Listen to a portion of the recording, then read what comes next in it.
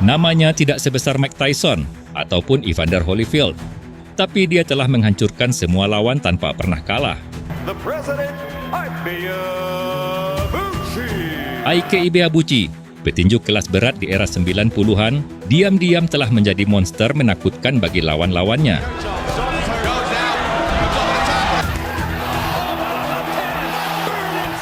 Namun di balik kekuatan tangannya, kehidupan dan karirnya hancur oleh bisikan yang muncul dalam pikirannya yang tidak bisa dilawan dengan pukulan. Inilah kisah tragis dari seorang petinju hebat yang nyaris merebut takhta tinju dunia. Sang pemukul tak terkalahkan, Ike Ibeabuchi.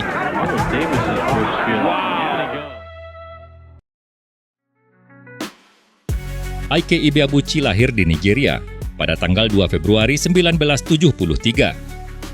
Sejak kecil, cita-citanya sederhana, bergabung dengan militer negaranya. Tapi sebuah pertarungan legendaris mengubah semuanya. Tahun 1990, dia secara tidak sengaja menyaksikan Mike Tyson tumbang untuk pertama kalinya oleh James Buster Douglas. Pikiran Ibeabuchi pun berubah. Ia berpikir, jika monster seperti Tyson bisa kalah, maka tidak ada petinju yang benar-benar tangguh di atas ring. Dari situlah Ibeabuchi mulai bermimpi, mulai berlatih, dan melangkah ke dunia tinju. Tahun 1993, keluarganya pindah ke Dallas, Amerika Serikat. Di sanalah ia memulai perjalanan karir profesionalnya. Dengan tinggi 188 cm dan berat 104 kg, ia bertarung di kelas berat.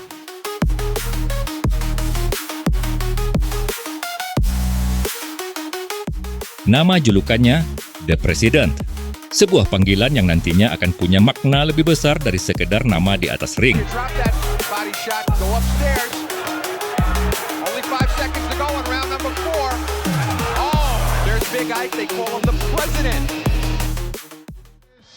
Here is the President, Ike Ibeabuchi. Tahun 1995, Ibeabuchi menunjukkan potensinya saat menghadapi Greg Pickrom.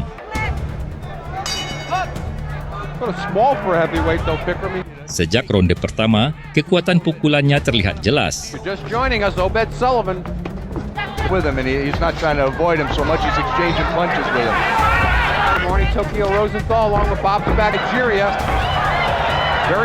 Ia bertahan dari serangan balik. I know that's what Willie Savannah is trying to do, and chocolate.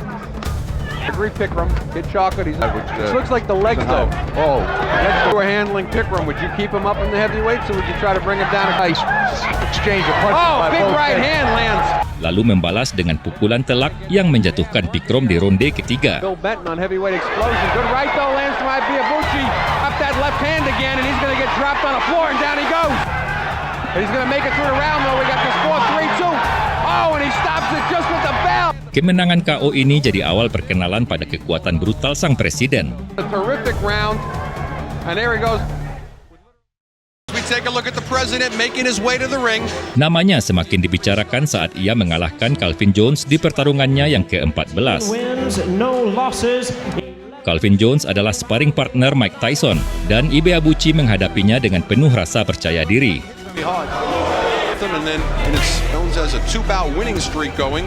Meski di awal terkena beberapa pukulan keras, Ibeabuchi tetap tenang.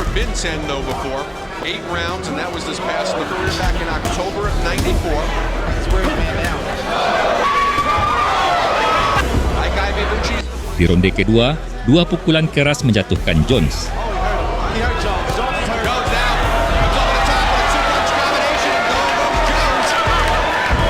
Ia sempat berdiri, tapi Ibeabuchi tidak mengendurkan tekanan.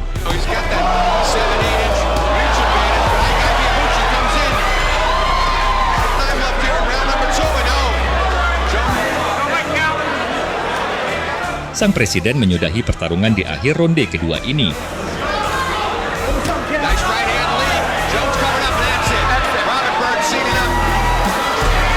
Ike Ibeabuchi tidak terkalahkan. Pukulan-pukulan kerasnya tidak hanya menjatuhkan, tapi juga mengoyak batas ketahanan lawan. Pertarungan berikutnya menghadapkan Ibeabuchi dengan Marion Wilson, petinju veteran yang sudah mengalami 20 kekalahan, tapi belum pernah ada yang bisa menjatuhkannya. Shoes, no socks, black trunks, the haircut. Meski sulit dijatuhkan, Wilson tidak pernah bisa mengimbangi tekanan dari sang presiden. 14 pro fight, 89. And very... In rounds 2 and 3, let's just look at his confidence fighting on network TV. Ronde demi ronde, Ibeabuchi mendominasi dengan stamina dan pukulan yang konsisten. In the meantime, Ibeabuchi has picked up the pace. Ia menang angka mutlak dan menunjukkan bahwa dia bukan cuma petinju satu ronde. Decision, Ibeabuchi. Tanpa terkalahkan dalam 16 pertarungan, 12 diantaranya dengan kemenangan KO, penggemar tinju mulai melihat sosok baru yang mungkin bisa membawa kembali aura mengerikan kelas berat. Setelah kejayaan Mike Tyson yang dianggap mulai memudar. That's what I'm gonna do. You are seeing it. You are the one talking about it. Namun, ujian sebenarnya pun tiba. Pertarungan melawan salah satu petinju paling berbahaya saat itu, David Tua. Petinju Samoa yang belum pernah kalah dan punya 23 KO dari 27 kemenangan. David Tua dikenal punya kekuatan pukulan yang nyaris setara dengan Mike Tyson.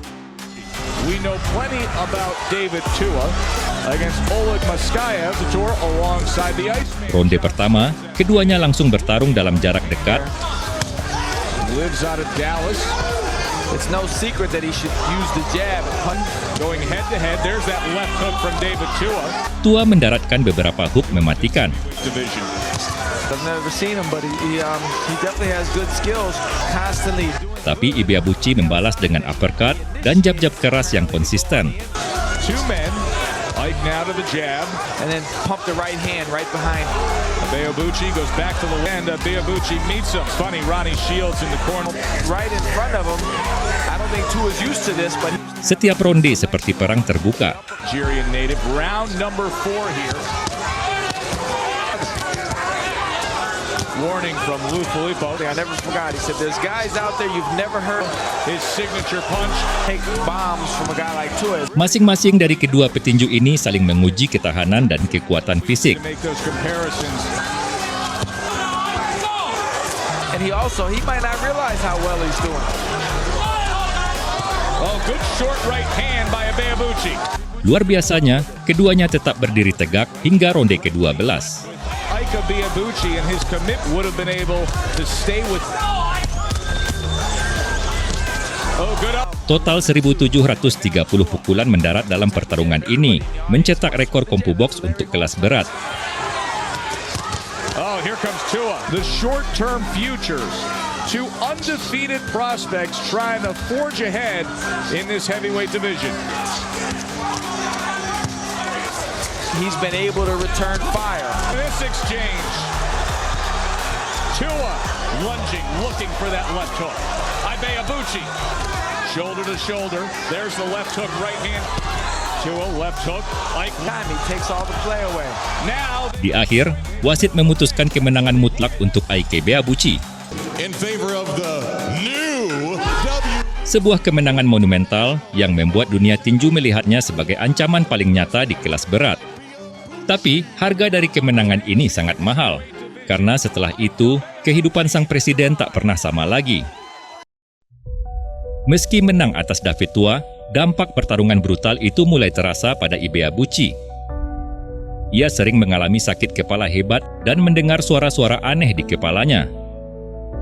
Perlahan, gangguan mentalnya muncul ke permukaan, hingga membuatnya menculik anak mantan pacarnya dan menabrakkan mobil ke tiang beton. Akibat insiden itu, Ibeabuchi dijatuhi hukuman 6 bulan penjara dan denda sebesar $500.000. Bagaimanapun, karirnya akan tetap berjalan setelah ia keluar dari penjara. In the red corner, wearing the black trunks, weighing in at 241 pounds. Setelah absen 13 bulan, Ibeabuchi kembali naik ring melawan Tim Ray. Meski awalnya menolak timbang badan karena merasa itu tidak sesuai statusnya sebagai presiden, ia akhirnya setuju. Di atas ring, ia menunjukkan bahwa kekuatannya belum pudar. Tim Ray tumbang di ronde pertama. pounds. He's 33 years of age. No offense, Amanda. And there's that one here by Ibeabuchi. See the big right hand. Ray is on the verge of going again, just to see if Ray can take some more. Big right hand right up the middle by This fight doesn't have long to go, Sam. Paul Cedar was stepping in, and now the towel comes in. A very special 2 bulan kemudian, Ibeabuchi kembali menang saat menghadapi Everton Davies. Comes in with a record of 18-0 with Ia menjatuhkan lawannya di ronde pertama. like Ike, like Ike. Ike didn't like that. Kemudian melanjutkan serangan. That big right hand. And it just continues. No, right now, round number 9 in progress between Ike Dan mengakhiri pertarungan di ronde ke-9. in between rounding and maybe not finishing off. He's a guy that you can pound upon. Totally bizarre. Davis is wow. He goes. And Frank Cappuccino stops. Kekuatan dan stamina Ibeabuchi tetap terlihat mengerikan. Saying no. Ibeabuchi, an assembly of God. Tahun 1999, Ibeabuchi menghadapi tantangan baru. Chris Bird, calon juara tinju masa depan dan petinju tak terkalahkan dengan 26 kemenangan dan 14 KO. Chris Bird terkenal dengan gaya bertinju yang licin dan sulit dipukul.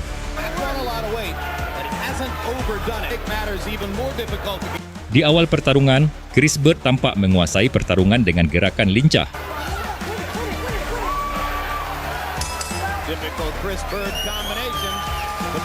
Tapi Ibeabuchi tetap menekan.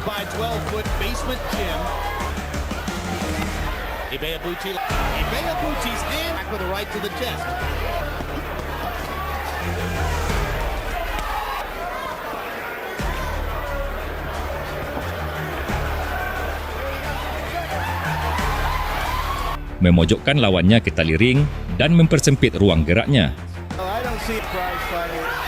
Good body shots by Ibeabuchi and is doing some excellent work. Oh, that first right hand may be one of the hardest shots that Chris Bird halts Ibeabuchi's momentum, and now to the body. Oh, what a home run shot! Another good left hook. I practiced what I believe. Ronde demi ronde, Ibeabuchi terus berusaha menekan lawannya.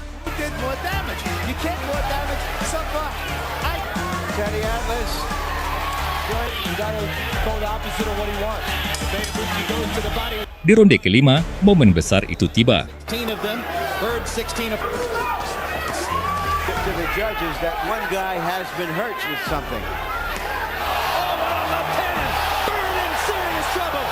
Meski bangkit, Chris Bird kembali terjatuh karena tekanan beruntun dari Ibeabuchi.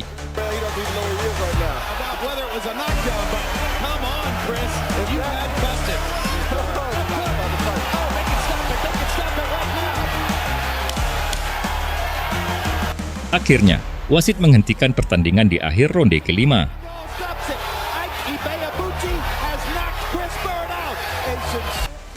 Kemenangan KO ini mengukuhkan Ibeabuchi sebagai petinju paling menjanjikan di generasinya. Namun di balik kejayaan itu, ada keretakan besar yang terjadi, khususnya di kehidupannya di luar ring. Setelah pertarungan dengan Chris Bird, Ibeabuchi berangkat ke Las Vegas untuk menandatangani kontrak pertarungan lainnya. Tapi malam itu, ia melakukan kekerasan terhadap seorang wanita di hotel. Dalam penyelidikan, ia mengatakan bahwa ada suara di kepalanya yang memberitahu bahwa wanita itu adalah seorang penyihir. Ia kemudian didiagnosis menderita gangguan bipolar. Dilaporkan juga jika Ibeabuchi telah melakukan kasus serupa di beberapa tempat yang berbeda. Pengadilan pun memvonisnya 30 tahun penjara. Karirnya seketika berhenti. Sang petarung yang tak pernah kalah, kini dikalahkan oleh pikirannya sendiri. Dalam penjara, ia harus minum obat secara rutin dan kehilangan semua yang telah ia bangun. Ia bebas pada tahun 2020 dalam keadaan berbeda. Kini, di usia 52 tahun, dia tidak punya apa-apa. kecuali nama besar yang masih dikenang dan keinginannya untuk kembali naik ring.